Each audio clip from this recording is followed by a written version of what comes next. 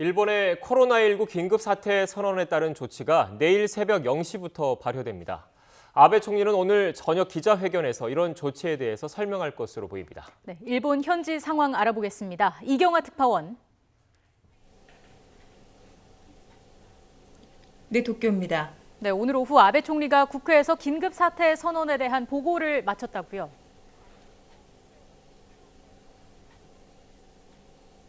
네, 그렇습니다. 코로나19 특별조치법에 따르면 총리가 긴급사태를 발령하기에 앞서 국회에 보고하도록 돼 있습니다. 이에 따라서 아베 총리는 오늘 오전 자문위원회의 동의를 얻은 뒤에 국회 중의원과 참의원 운영위원회에 출석해 긴급사태 발령에 대한 보고를 했는데요.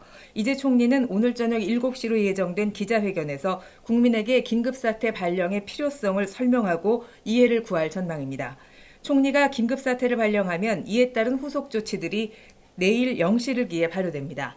어제 하루 도쿄에서 발생한 환자 83명 가운데 80% 이상이 경로를 알 수 없는 감염자였습니다. 이렇게 광범위하게 감염이 확산하는 상황에 직면해 있는 만큼 긴급사태 선언은 불가피한 선택이라고 볼 수 있습니다. 도쿄와 오사카 등 지자체뿐 아니라 의료계와 경제계까지 지난주부터 긴급사태 선언을 요청해온 상황 속에 최종 결정은 늦게 나왔는데요. 경제적 충격을 최소화할 대책을 확정짓고 부족한 병상을 어떻게 확보할 것인지 대책이 어느 정도 서야 발표할 수 있다고 판단했기 때문으로 보입니다. 일본에서 연일 긴급사태 선언 가능성에 대한 보도가 이어졌죠. 그래서 국민들도 예상을 했을 텐데요. 총리의 결정에 대한 반응은 어떻습니까? 네, 지진 등 재난 상황에 익숙한 일본인들에게도 감염병으로 인한 긴급사태라는 것은 처음 경험해 보는 것입니다. 이 때문에 앞으로의 생활이 어떻게 될 것인지 불안해하는 국민들이 적지 않아 보이는데요. 아베 총리는 어제 기자들을 만나서 긴급사태가 발령되더라도 외국과 같은 도시 봉쇄는 할 수도 없고 또 할 필요도 없다면서 국민들에게 냉정한 대응을 요청했습니다. 하지만 어제 총리 발표 이후 도쿄 시내 곳곳에서 생필품을 미리 사두려는 사람들이 몰린 것을 보면 불안감은 당분간 이어질 것으로 보입니다.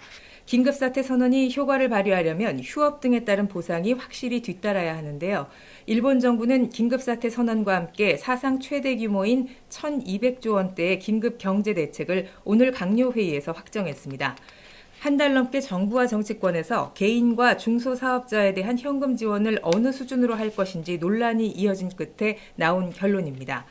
지원을 받기 위해서는 개인의 경우 소득이 종전에 비해 절반 이상 떨어졌다는 것을 직접 증빙해야 하는 어려움이 있고요. 또 업종에 따라 아예 지원을 받지 못하는 업소도 있어서 앞으로 이에 대한 대책을 촉구하는 목소리도 커질 것으로 보입니다. 지금까지 도쿄에서 YTN 이경아입니다.